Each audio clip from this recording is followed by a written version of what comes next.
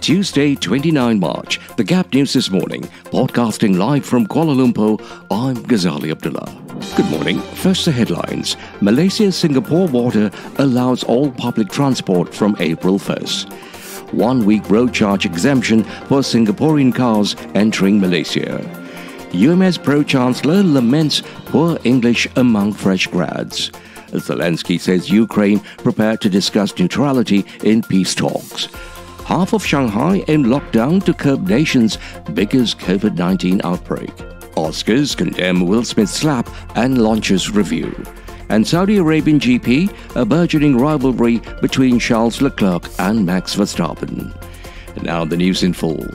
The Transport Ministry said Monday all classes of public transportation services will be allowed to operate between Malaysia and Singapore when the land border opens on April 1st.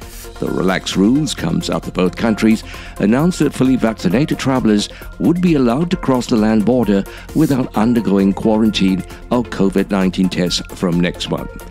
This authorization applies to all categories of travellers and use of all types of land transportation, including all classes of cross-border public transportation such as multi-destination buses, express buses, tourist buses, workers' buses and cross-border taxis, the ministry said in a statement. Therefore, all relevant operators of public transportation services in the country can begin to prepare to commence their operations, including the renewal of related permits and licenses, whether they are from the Road and Transport Department, Land Public Transport Agency, or Singaporean authorities. The ministry said it was up to the public transport operators to inform the public of the resumption of their services, while the public can seek information from the operators on the services on offer. Singaporean cars entering Malaysia will be given a week-long road charge exemption. This will be in effect from April 1st until April 7th, according to the Transport Ministry. Border controls brought by the pandemic are being eased from April 1st. In a statement released Monday, Transport Minister Wee Ka Siong said the decision to provide the exemption was made after taking into account the 2-year-long Malaysia-Singapore border closure, when Singaporeans were unable to enter the country. University graduates should go the extra mile to improve their English proficiency to give them the edge in getting jobs, said University Malaysia Sabah Pro-Chancellor Azman Hashim. Azman, who is chairman of AmBank Group, lamented that the level of English proficiency among graduates had significantly declined. Many graduates perform poorly speaking the language during job interviews. There were also queries from certain quarters from Thailand and Indonesia during international conferences about why this is happening, he said at the UMS convocation on Monday. A total of 764 graduates received their graduation scrolls at the third session. Ukraine's president has said his government is prepared to discuss adopting a neutral status as part of a peace deal with Russia. In an interview with independent Russian journalist, Volodymyr Zelensky said any such deal would have to be put to a referendum in Ukraine. He has made similar comments before, but rarely so forcefully. The news comes as the negotiations between the two countries are set to resume this week in Turkey. Security guarantees and neutrality, non-nuclear status of our state. We are ready to go for it. This is the most important point, Mr. Zelensky said in the 90-minute video call. Neutrality means a country does not ally itself militarily with others. Millions of people in China's financial hub were confined to their homes on Monday as the eastern half of Shanghai went into lockdown to curb the nation's biggest COVID-19 outbreak. Authorities announced late yesterday that it would carry out a two-phase lockdown of the city of around 25 million people to carry out mass testing. The area lockdown was the sprawling eastern district known as Pudong, which includes the main international airport and glittering financial district.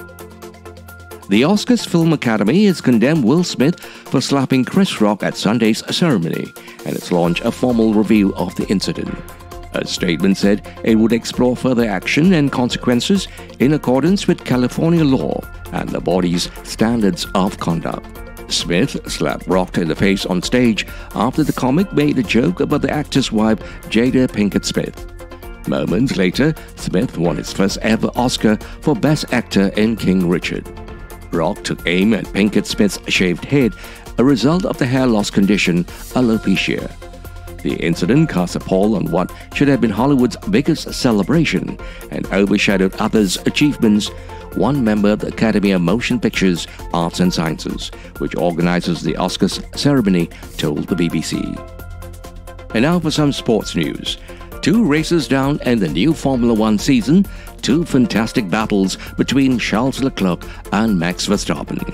The two 24-year-olds, the vanguards of the sport's new generation of drivers, staged a fight that turns tense and frantic as they played cat and mouse with each other and the various overtaking zones around the demanding and dangerous Jeddah track.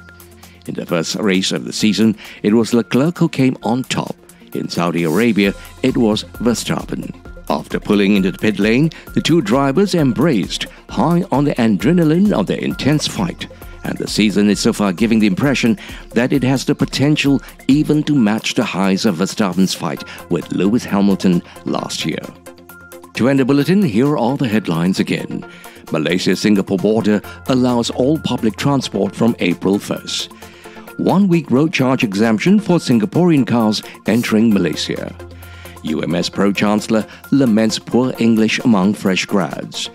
Zelensky says Ukraine prepared to discuss neutrality in peace talks.